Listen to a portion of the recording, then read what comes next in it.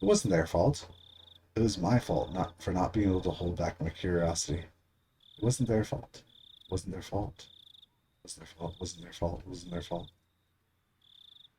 I settled into a daze. It was a lethargic feeling like I had just gotten up, but the ominous chill that haunted me had subsided. I was fine now. I was no longer frightened. I had completely recovered. I'll go to school tomorrow, right as rain. I'll greet everyone. I'll take part in club activities. It'll definitely be fun. It had to be fun. I was one of them, after all. Uh, that reminds me. I need to eat those mochi. I hope I'm able to tell which one Rena made. I remembered the homework the two brought with them when they visited me. Wow, our club did delivery. That was something else. I picked up the package I had dropped on the floor and headed into the living room. It would be nice, I guess, to have some tea with it, to fill my mouth with mochi while drinking tea. Oh, this was quite a delectable situation I was in. Opening up the newspaper wrapping, there were 5 plump red bean paste mochi fit snugly inside.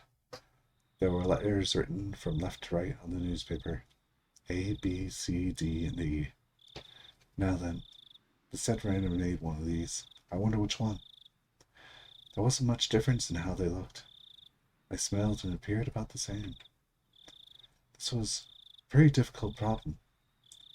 The biggest difference was probably their shape. I wasn't sure what kind of person Mion's grandma was, but Rena's had to be different from hers. Looking carefully, I could see one mochi that was made very neatly.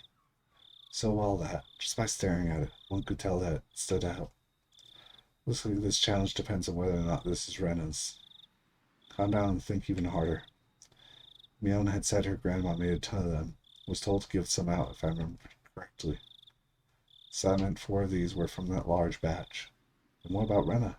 She probably only made 1. So she probably spent quite a bit of time on it. Meaning, the one Rena had made was this one. Eek! For a moment I thought it may have been a trap. Mion laid it, as she knew I'd pick up on it. That probably wasn't the case. I wouldn't be so sure if I knew Mion had made it, but since she said Rena made it, it probably wasn't a trap. Alright, my tea is ready too. Let's start with the defending champ, Mion's grandma. Let's see. Not bad. The smooth bean paste and soft chewy texture left little to be desired. The tea I drank afterwards also accentuated the experience. This was an exquisite piece of work. Now, how about Rena's?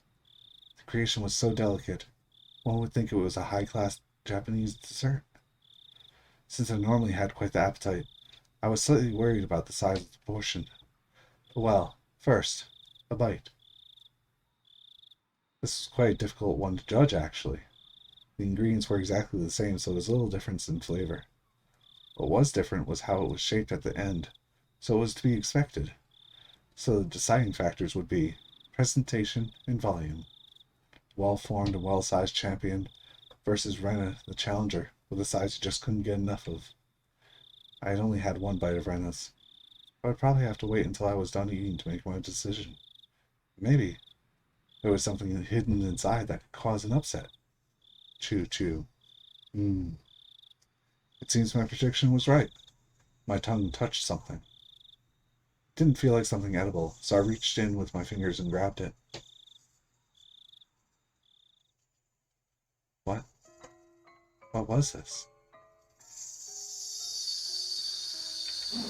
Before I could fully comprehend what it was, I threw away the rest of the mochi I was eating as fast as I could. It slammed against the wall, causing the bean jam to splatter. Then, after sticking for a moment, it slid to the floor. I was dumbstruck by my own actions. What was I doing? Rena had gone out of her way to make it for me. How could I? Dumbstruck, I looked down at the hand that performed such a vile act. Then I remembered what I had taken out of my mouth. At first I thought it was a hair. Even though it was shorter than Mion's, Rena's hair was still quite long. And it wasn't this short. It was also a bit too hard to be hair. It was thick enough to roll around on my tongue. There was a bit of metallic sheen on one end of it. Ah, yes. There was a hole for where a thread goes through, like it was a sewing needle. Yes, that's right. It looked very much like a sewing needle. Exactly like one. The end was pointed as well, quite sharply. It really did look just like a sewing needle. Huh? What did I mean looked very much like a sewing needle just a bit ago?